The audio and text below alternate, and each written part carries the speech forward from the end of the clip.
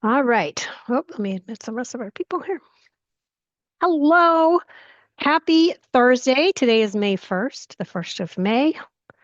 Many more Mays to come. Hopefully, you're here for the mini grant expenditure report, as well as the new childhood registry of Palm Beach County and this coming CSC Star Award presentation.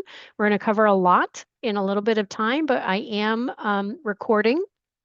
And I will send out the PowerPoint, the recording, and any supporting documents that we talk about on this to you after we're finished. So thank you so much for joining us. Thank you so much for, you know, picking up on this last minute. I realize it just came out yesterday, but we're moving quickly. So I wanted to make sure I got this out to everybody and that you were able to move forward without any questions. So let's get started. So thank you so much again. We're going to keep doing that. Okay. So we're going to talk briefly about the expenditure report process, about the new registry website that is available to you, the aspects of the registry website, which are the program portal and the professional portal, as well as briefly about the CSC Star Award, which is coming, and then where we are going to be moving with some of these changes that we are implementing with the assistance of Children's Services Council and Palm Beach State College. So kind of a lot in a little bit of time, but it should go smooth. We should be good. All right, as long as I can keep admitting everybody and clicking things. Okay. So the mini grant expenditure report. So all of you that got this email got the mini grant payment. So that's why you got this invitation. So welcome. Um, we do need from you, you will remember when you got the mini grant that the terms of that grant payment, and one of them was to give us the expenditure report. So as of today, May 1st, the expenditure report is in WebAuthor. You are able to go in and do that.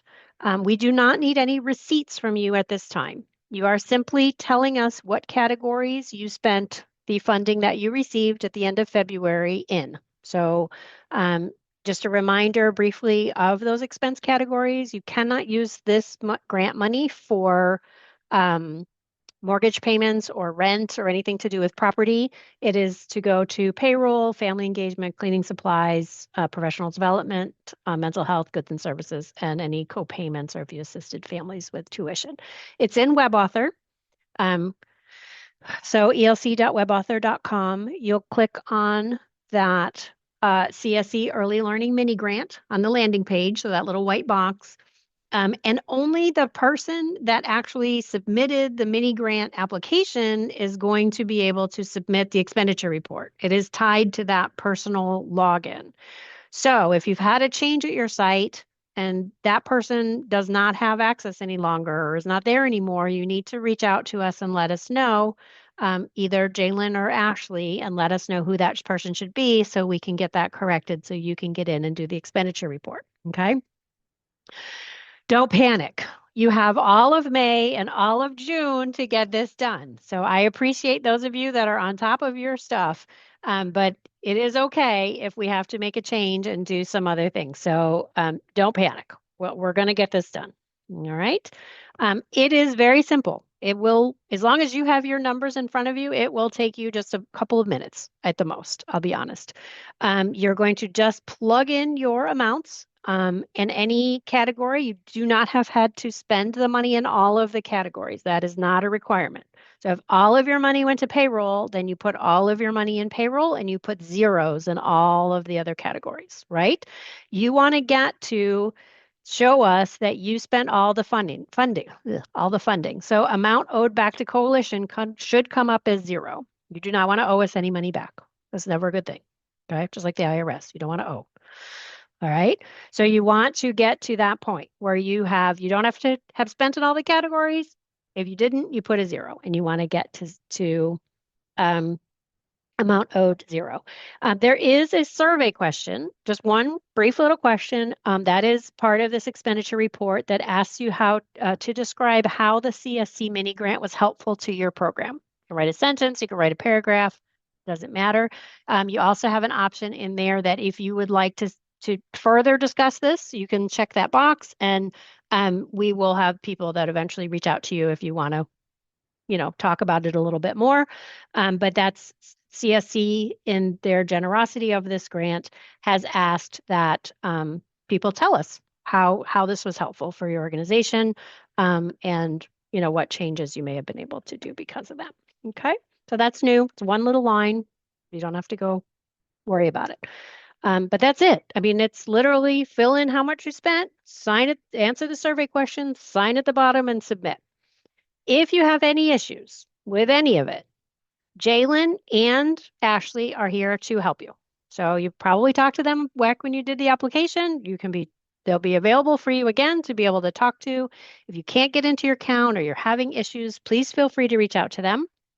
They will be more than happy to help you, and they will respond to you faster than I will. I have a couple other things going on. So please, they are here to support you. Please take advantage of their support. They will be more than happy to help you get in and answer questions you may have. Okay. If they can't, they will reach out to me and I will be happy to support them in supporting you. So very happy. Any questions on any of that? But literally, like I said, very simple. I have a nice little one pager that I'll send out with directions, but it is merely getting into WebAuthor, having your expenses in front of you with what you spent that funding on, filling in those numbers, filling out the survey question, sign and submit, and then you're done. Like I said, we do not need any receipts at this time. You do not have to upload anything. We don't need any documentation from you. There will be an audit of a select number of providers after this closes. So this, like I said, is open until June 30th to submit the expenditure report. After that, in the fall, we will have random selection of some providers. And at that point, we would ask you to submit any of your invoice supporting documents for receipts for how you spent that funding. So definitely keep your receipts, keep your statements, but you do not have to give that to us at this time. Is staff payout considered eligible for this grant? Yes. So if you paid staff any sort of, and that was one of the categories. So payroll, benefits, or other personnel costs. So if you paid your payroll with it, if you paid staff benefits with it, if you paid for personnel costs, gave bonuses, any of that stuff paid into retirement funding, all of that qualifies, and it's all in the guidance document. So all of that can be categorized there. All right. Anything else I can help with that? That's it. Couldn't get simple. If receipts go over the amount. So don't tell me what you spent over the amount, just get it to zero. So your receipts may be more. Obviously, your expenses are more than you received. You're just going to put in your total so that you get amount owed back to Coalition zero. If your receipts go over, that's fine, because obviously you're going to have more expenditures than this. This isn't your only income stream, but you're just going to enter in the amounts so that you get to zero at the bottom. So just tell me how you spent the amount of money you received. Okay. I'll pause because I talk fast sometimes when I get on a roll. Had a lot of coffee this morning. Okay. All right. Ashley or Jalen, happy to help. I keep admitting people. People still here. Okay. What if we used to pay for a regular payroll, but the payroll was more? Your payroll probably is more than you got for the grant. You're just going to put in how you spent that grant funding. So if you got $10,000, you're going to put $10,000 spent to payroll. If your payroll is actually $100,000, I feel for you, but you're only going to tell me how you spent $10,000. You're just going to get it to zero. Okay. You're always going to have more expenses. That's it. There's a mini grant. It's not, huge money. So you're just telling me how you spent the money that you received. Make sense? Anybody else? Before I move on and throw some more curveballs at you. We're quite the crowd here today. Hello, hello. All right. Okay, we're good. I'm going to move on. Mini grant expenditure in WebAuthor, getting us to zero, telling us how you spent the money. Ashley and Jalen are your support people. Beautiful. All right. The new Early Childhood Registry of Palm Beach County. What does that mean, Gina? So the Early Childhood Registry, which many of you are probably familiar with, I'm doing it as you're speaking, but it won't submit unless you check the box to be contacted. Okay, just check the box and I won't contact you. Hold on one second. So expenditure sheet is not showing in web author. So it's under CSC scholarship and you have to be logged in with the same account that you used to submit the application. And I'll check on the box. If you just check the box, that's fine. I asked him to turn that off, but we'll check. Time frame for expenditures is January 1st through April 30th. I didn't put that on the slide, but any expenditures, you can go back to January 1st through April 30th, yesterday. Okay. I can't help you on this call, LaShawn. If you want to reach out to Jalen or Ashley afterwards, I'll be happy to get you supported. All right. We're going to talk about the new childhood registry. So the registry that you may be familiar with right now is pbcregistry.org, where you've gone in and created your account. That registry will be transitioning to registry.earlylearningpbc.org.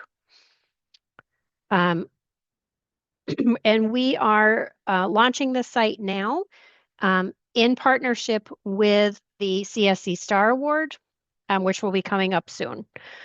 So this is the new site. What we are asking for is organizational admins or site admins, so directors and owners and people at your site who are responsible for keeping track of staff to go in and sign up for an account in the new registry.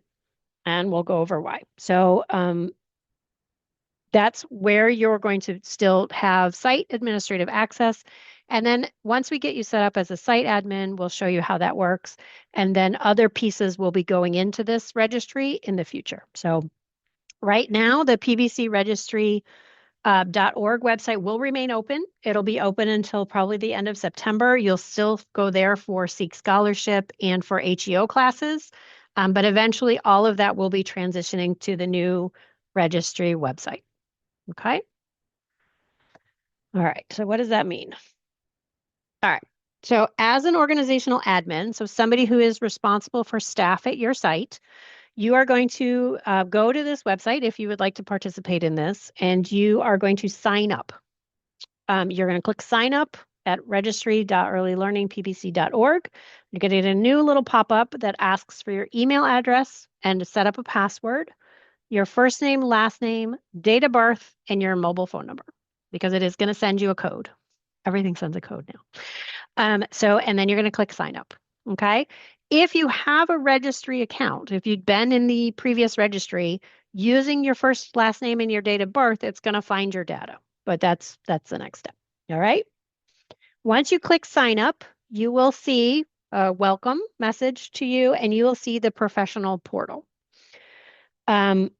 Here from professional portal, either from the top or this box, the tile, you will click and you will be able to see the early childhood career journey. As an administrator, we need you to set up the initial part of your early childhood career journey, so your individual information and your current employment, so that we can authorize you so that you can invite staff in the future. All right.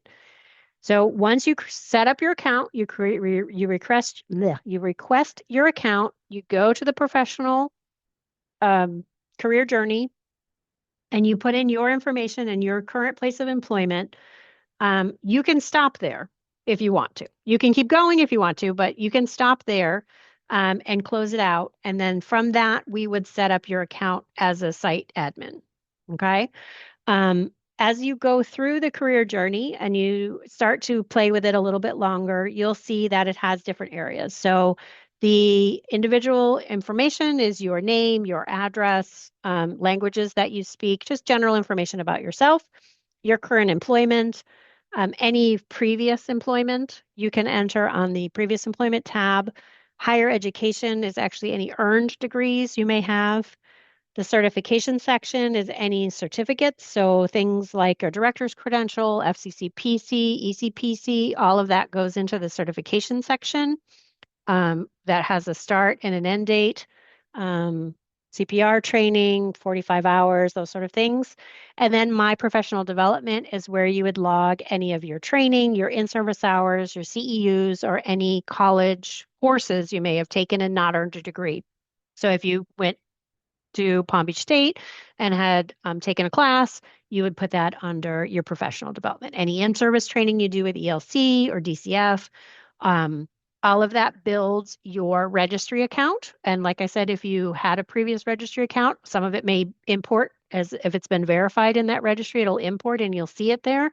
If not, then you can start to build your registry account for future use. Okay. I don't know what I'm doing my transitions. As an organizational admin, you're going to do, like I said, the first and the second sections, and then you can stop if you'd like to and just close it out. We will be searching that list, and from that list, we will make you, if you are listed in the provider portal as somebody with authorization for that site, so you're a director or an owner and you're listed as a user in the portal, then we will make you an organizational site admin. Once you become an organizational site admin, we'll talk about your role in the program portal, but that's what we're trying to do. So let me pause just for a second. So the website that this is on, anyone can go to that website and create the setup of the account. Um, you don't necessarily have to be, you don't have to be an organizational admin. So if you were to share that website with your staff, they can go on there and do the same thing you're doing. What we're asking is that initially, so that we can get all the organizational admins set up, that you be the first one to do this before you share it with your staff. So we're asking you as organizational people to go in, request that account, so that we can set you up as the organizational admin, because it of how the setup is, we want to make sure we can find all the organizational admins first, before we get a lot of extra staff rolled in there. Okay. So I had a couple of questions. I'm going to just stop for a second. So if you have an old registry account and that information was verified, it should import into this new record. So all of the classes in the history that you have verified from the old registry should import over. If it's not doing that, we can work on that to make that happen. Right. So you won't have to input all over again. Okay. So again, we're asking for at least one organizational admin for each site. And I'll get you the website again, just hang on there. But if you're at a center, we're asking you to consider a secondary person as well. When you go in to create your account, we do recommend that you use your personal email, because this is your personal registry account. Okay. If you have a generic site email and you're no longer at that site, that organizational admin access will be tied to that generic email, but it will also hold your personal information. So you want to consider that. You have to take this. I can't tell you what to do, and I can't tell you if your organization would prefer you to have an account generic that is the school's account, and then you do your own personal account. You can do that. But the recommendation is that you're using your personal email, because this is your account that would carry forth with you. It can be started at any time. Thank you, Carla. The website, Carla put the website address in the chat. So it can be started at any point in time. You do not have to have had an old registry account to start this account. It is completely separate. It will import what was in the old registry, or you can start fresh, and start it now because you're new to the industry. Okay. If you have a secondary person, so say you go in and you do yourself and you say, hey, I'm going to have my assistant director go in and I want her to be my organizational admin as well, we ask that you send us over an email giving authorization for that secondary person to also be an organizational admin, because we're not going to know. just based on that person's name, that person should be an organizational person for your site. Okay. We have an email address, cscstar.award@elcpalmbeach.org. That goes to the team, which we'll talk about at the end. And you can request that access. So just let us know who that person is, their email address, and your site name so that we know that we can make them an organizational admin. Okay. Once you're in as an organizational admin, you will have the ability to invite staff in the future. Okay. I'm asking that you just pump the brakes on that a little bit. So let's get the organizational admins in first as much as we can. But you absolutely will be able to invite staff going forward. Okay. You are, as an organizational admin, taking on the responsibility that you will maintain the staff roster within the system. So once you start to invite staff and they go and accept the account and set up their account, they will show on your staff roster. So it is your job as a site administrator to maintain that roster within that system, which means either inviting new staff or terminating staff if they leave from the roster. Okay. You also will be responsible to verify that they work for your site. So if they've gone in, requested an account, said they work for you, you will have to go in and verify that that is in fact true. Otherwise, they will not be able to move on to the other components of the registry system. All right. Until they get verified. All right. So what does that look like? Once we make you an organizational admin, you're the organizational admin for the site, you will have both the professional portal and the program portal. So you will have an option to be able to see the program portal. When you either click at the top or you click on the tile, you will see the name of the site, and then you will see staff roster. So you have a whole nother your employment is not being imported from the old registry system. You have to add your employment. That was not verified by the old registry staff. Once you get into the staff roster, you will see the option to be able to invite your staff. Simple pop-up, you plug in their email address, they will get an email, and then they will be able to accept and set up their account the same way that you just set up your account, quite honestly. They're going to request an account, and then once they do that and they're set up, they will show up on your roster. Okay. April put in that the employment is not listed, and that's correct. We did not import employment from the old registry system because that was not something that was verified. We only imported education, so you will need to add employment. Your job, again, as a site admin, will be to verify the staff. So to do that, once you go to the staff roster, the three little dots on the far right-hand side, and you click on that staff's name, you click on those dots, you'll get another pop-up, and you'll be able to either verify or edit that information by verify. You only have to verify once. Once they're verified, then it will show as verified. If they do leave employment, then you do the same process. You edit, and then you can enter the termination date. Okay. April, I'll look as why you can, let me find out. It's not under T for the Appleseed. So it's your job to maintain that staff roster, and you'll be able to see once they're in there. All right, that's it. That's the registry. So we're looking for the organizational admins to set up their accounts, to get in and get started. We're asking that you do not do the invite staff option yet.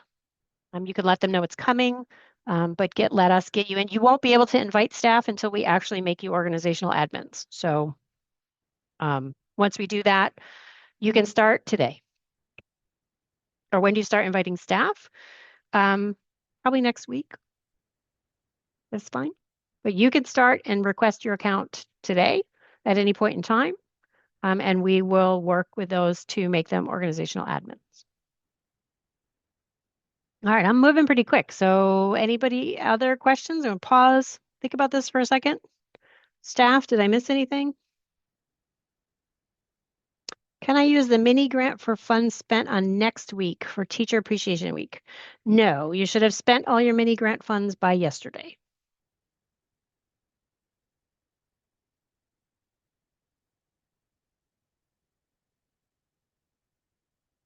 Your mini grant funds had to be spent by April 30th, which was yesterday.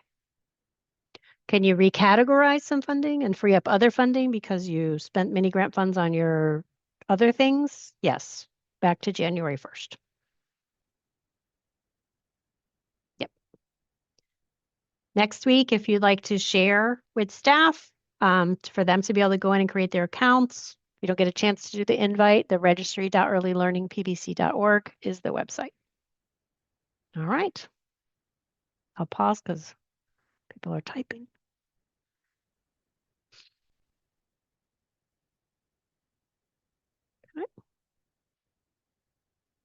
All right. So coming soon, and by soon, I mean really soon. Not next week, but soon. This the CSC Star Award. So the CSC Star Award is a payment that will go directly to staff who are working as educators in the field that meet the criteria for the work that they're doing based on a few criteria. So we're going to go through that. CSC STAR stands for Supporting Teacher Advancement and Retention. It is funded by the Children's Services Council of Palm Beach County. We at the Early Learning Coalition are the administrators of this award, and outreach advising support is from the Institute of Excellence at Palm Beach State College. So they advisors are still there for you, and they're working with us in conjunction with this grant or this award, excuse me. This CSC Star Award provides financial incentives to early childhood educators who work in the with children ages birth to 5, so pre-K students. And it has three primary purposes. It is to recognize educators' dedication and longevity in the field. It is to reduce the financial burden of increasing cost of living and low salaries in the field, and is to acknowledge the commitment to remain in the profession and pursue further education. All right. The eligibility requirements are that you're working at a site as an educator in Palm Beach County, that site has to have a school readiness, a Head Start, an early Head Start, or a Title I funding contract. So all of you that are on here that receive the mini grant have a school readiness contract or have an early Head Start or Head Start contract or Title I contract. So you all would be eligible for the CSC Star Award. VPK only providers are not. I don't know that anybody I emailed this to as a VPK only site. The educator must be employed in a position that supports classroom learning, and we have a list of all those positions. And they must be working at least 30 hours a week, so a full-time role, and earning $25 an hour or less. Okay. The award has 4 categories. One for longevity in the field, so how long you've been working in the ECE field. 2, longevity at the same employer, so how long you've been working at the current employer that you're at, your class assessment score over the past 2 years, and education and training. So it is a continuum of progression as you are at a site longer or staff are at a site longer. As they have more education, they move up the scale to earn more award. Previous slide, yes. The Star Award slide. Sorry, people popping in. I'm going to send all this out. All right. So that's the criteria. That's the eligibility requirement. This is a breakdown of the award levels. So, for example, if someone is relatively new to the field, 2 to 4 years, maybe just been at your program for 2 years, maybe scored in the 4 range for a class assessment recently and has an FCC PC, they would be earning 250, 200, 300, and $400, whatever that math is when you add all that up. That payment would be eligible to go to them after they apply for the CSC, or yes, for the CSC Star Award. Payment would be sent directly to them, and they can apply for that twice a year, every 6 months. So that payment would go directly to them.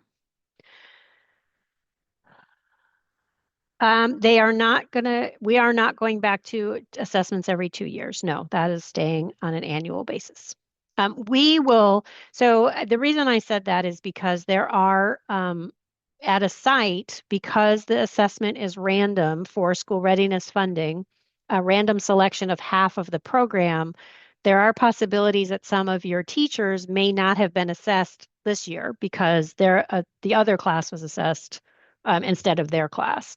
And so they didn't get an assessment this year, but they had one last year, they can use that score for the class assessment. If they've never been assessed, that's a whole other issue, but um, they're not, we're still assessing annually. School readiness, it's just half of the program every year. Sorry, it's very confusing. There's a lot of details, but we're getting there. So anyway, this is the award level. This is what it will look like. We are accepting in-service hours. You will see on there. Oh, okay.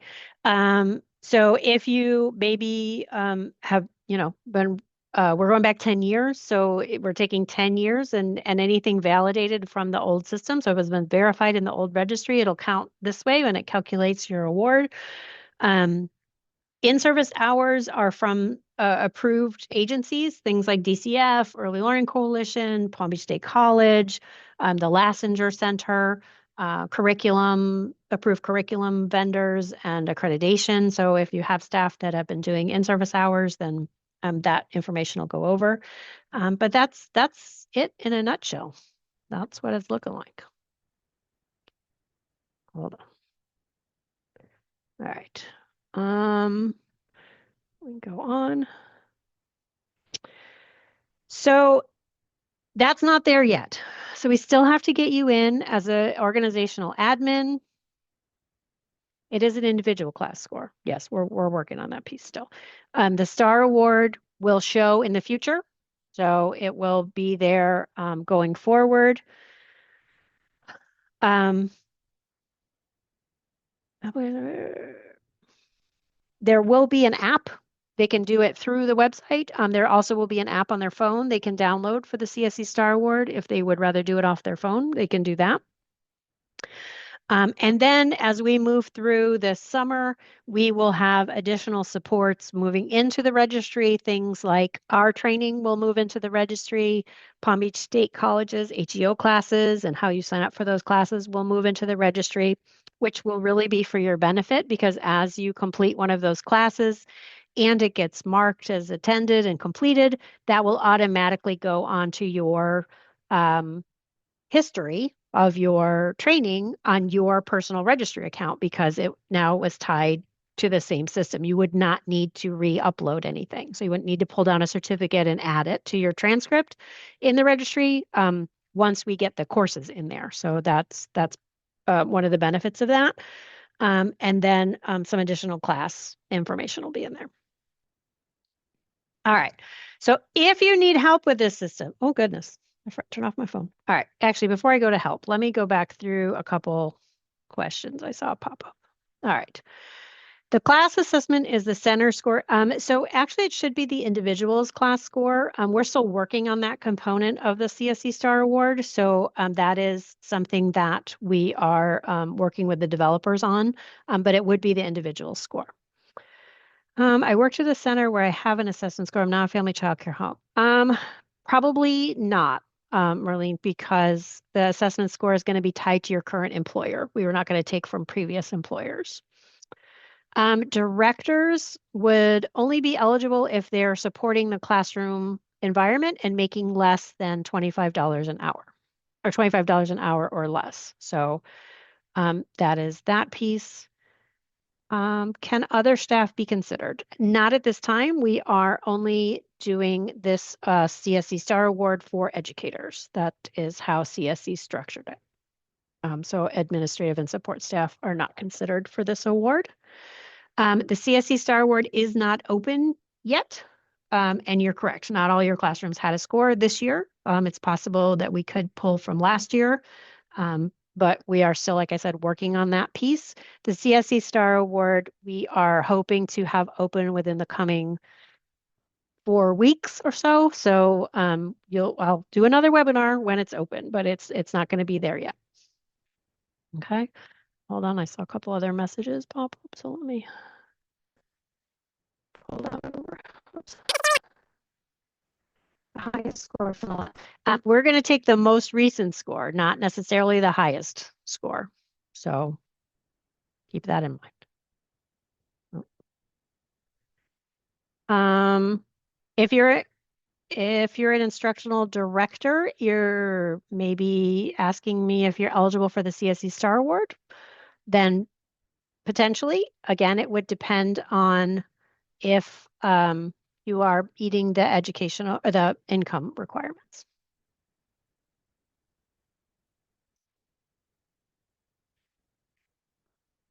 Okay. So please take a second and meet our new team. This is the CSC Star Award team that will be here to help you.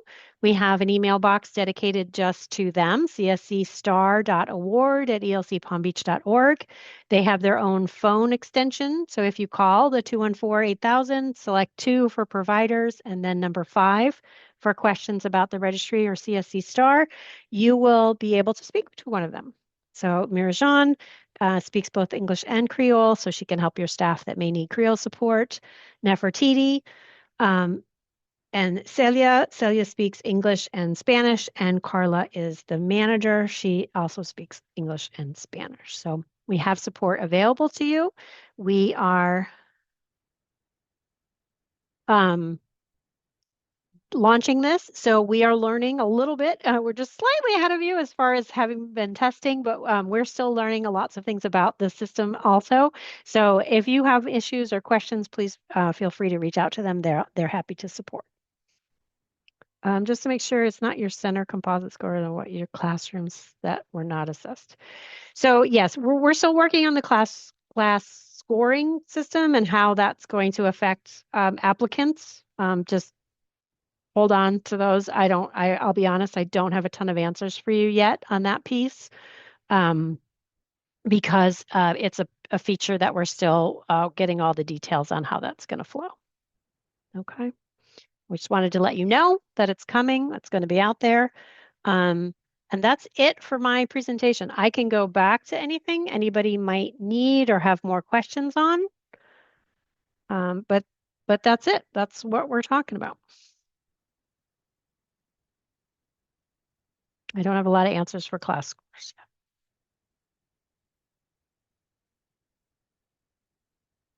Thank you. If you need to drop off, I understand. Like I said, I will send out the recording and the supporting PowerPoint and documents. Thank you for joining us. I just registered and it's not sending me the code to confirm.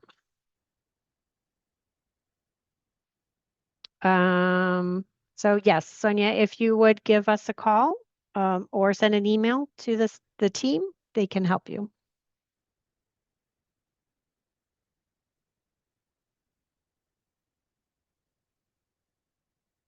And you did the sign up, right? Okay. Those of you that came a little bit later, I'll go back to, let me go back to the beginning here and go over quickly. Oops. Stop recording.